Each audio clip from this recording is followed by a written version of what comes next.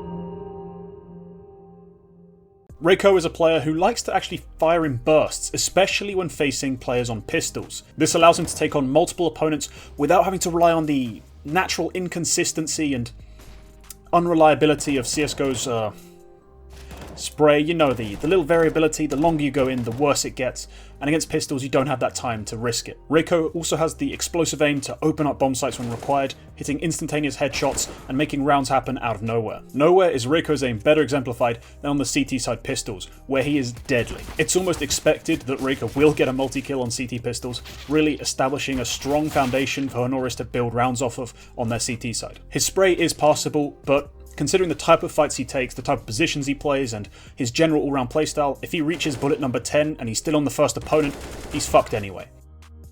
Reiko on the CT side likes to hold very aggressive angles, not necessarily just pushing, but sitting in very committed, very exposed spots round after round. On Mirage, his preferred way to hold A ramp is to sit on the A ramp, hoping to catch the executing T side. He'll occasionally push just on a timing or on the pulling of a pin, but typically he just sits there and waits for contact, which is something I've never seen another player do. Inferno, he'll like to play at the sandbags position a whole lot more than a lot of players at this level, even doing it solo sometimes to just make the most of that surprise angle, but also keeping things close range and keeping his aim fully in play. These holds from sandbags, or sometimes even up close to the wall, will quickly transition into banana fights if and when the team calls for one.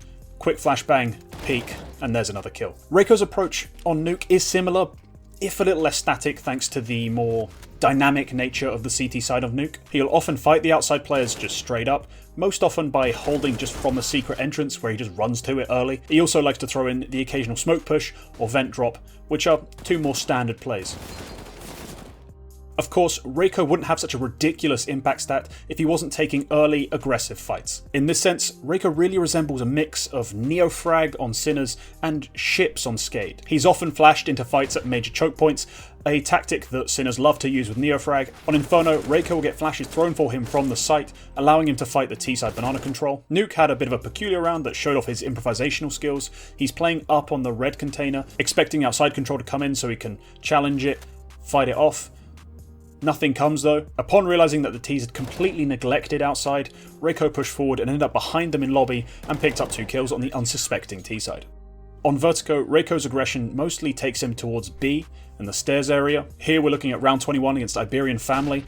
Reiko gets flashed in for the fight, picks off 1.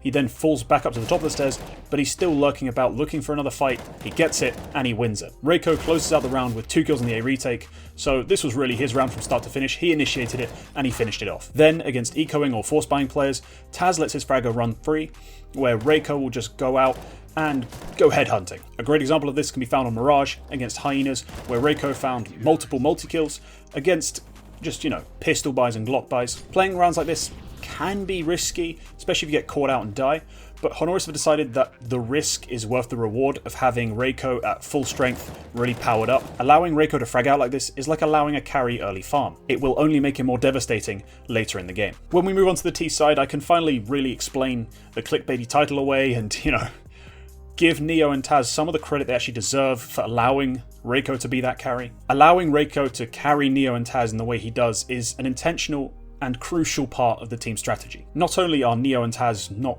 as good as they once were, they're giving up spaces and resources with the intention of allowing Reiko to go nuts. Reiko and Neo play as an entry duo on certain executes, clearing angles and taking space for their team. This gives Reiko a bit of comfort, assurance that this angle's covered, your back's covered here, feel free to swing and take this fight. Inferno had some great examples of this, as the two of them methodically entered onto the B bomb site again and again. Taz, on the other hand, plays the supportive role from the back lines, throwing crucial utility to set up Reiko on his fights. For the majority of the round, Reiko is actually free to sort of lurk about and take fights wherever he feels necessary. Sometimes these are aggressive early fights set up with utility, with teammates. Other times they resemble more traditional lurks, but that come to fruition a lot quicker than, that guy being left in a 1v2 every round. On Vertigo, he likes to lurk mid, finding vital information and kills that allow his team to execute with a number advantage. Round 21 against Hyenas, this is actually Reiko's second mid lurk in a row. The first one actually didn't go very well, but the second attempt is far more successful, as Reiko finds 3 kills and ultimately wins the round for the honoris side.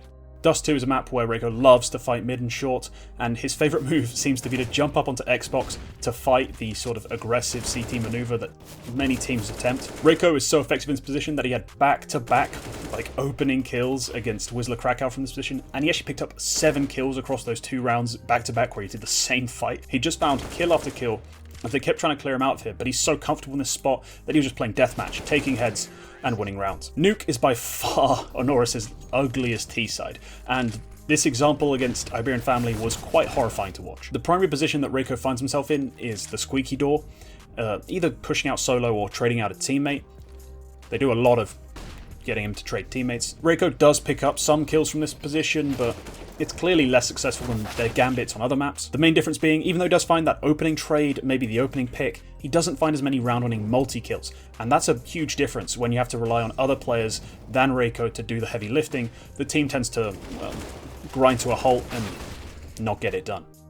Reiko is a tough player to evaluate. He puts up great numbers and has many high-impact rounds, but there are many question marks surrounding the level of competition he plays against. Reiko's aim is definitely good enough for him to take a step up and face stiffer competition, but it's unlikely to happen on this current squad, who not only don't play very often, don't have a great winning record. Once he does make that step, it's a question of whether or not he can continue to frag out in the same way. Better prepared teams are going to be, expecting some of his maneuvers, some of his gambits that might be catching teams out right now, so it won't come as easily as it does in this team. What is great to see is that Reiko does have the willingness to play the hard entry style of play.